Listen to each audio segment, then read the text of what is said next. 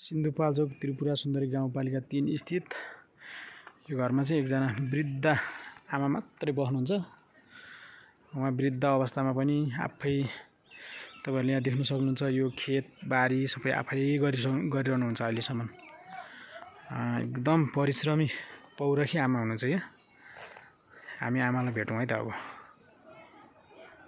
चैतक वैशाखको यो खडेरीमा पनि आमाले एकदम अर्ग्यानिक चीजहरु आफ्नै घरमा उत्पादन भएको चाहिँ खानेकुरा खानु भएर नि उहाँ अहिले यो वृद्ध उमेरसम्म केही रोगको औषधि खानु भएको छैन उहाँले। यी ल हेर्नु त यहाँ सिमी फलाउनु भएको छ, टाटे सिमी कस्तो लटरममा छ। बिना औषधिहरु गाउँमा त्यति प्राय प्रयोग हुँदैन। त्यही गाई बस्तुको मल हाल्ने हो। अनि त्यही कारणले गर्दाखेरि गाउँका मान्छे अलि निरोगी हुनुको प्रमुख कारण पनि त्यही जस्तो लाग्छ मलाई। आमा एकदम पौरखी हुनुहुन्छ। आमा वृद्ध एक्कल हुनुहुन्छ र पनि बाख्रा पाल्नु भएको छ।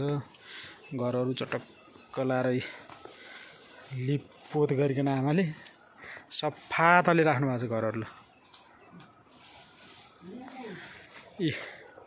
यहाँनिर दुईटा पाठा, यो के हो पाठा कि पाठी हो? यो पाठी रहेछ, बिहे नगरे पाठी रहेछ यो। यहाँ चाहिँ यो चाहिँ बिहे गरिसकेको बाख्राहरु छ। आमाको घर यो। त्यहाँ पनि एउटा रहेछ। यो बाख्रा चाहिँ भर्खर लप परेछ अरे, बिहे गर्न लागेछ भन्दैछ।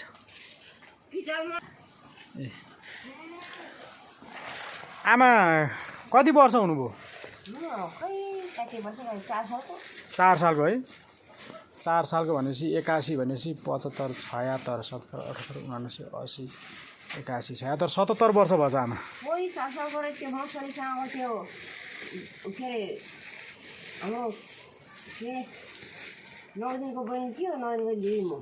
ए मसली भने त्यो के रे चुनाको आमाजी क्या।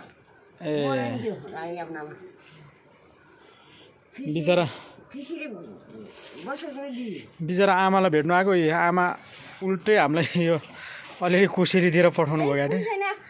होइन त्यो पनि त अनि आमाले खानु भएको अब लैजा भन्नुहुन्छ। राम्रो छ, राम्रो केला छ, बरु धुनु है, सुकाउनु बक्का मैला छ। ए न त धुलो पार्छ। हो नि, किरा लाग्छ नि सबै। भात हुन्छ, मासु हुन्छ। कोदो लैजाऊ भनेको नलानी के अरे बोजू कहाँ? अनि बोजूलाई उल्टै हामीले केही दिनु छैन। बोजूको सबै बोकेर कहाँ जान्छ नि? पर्दैन पर्दैन।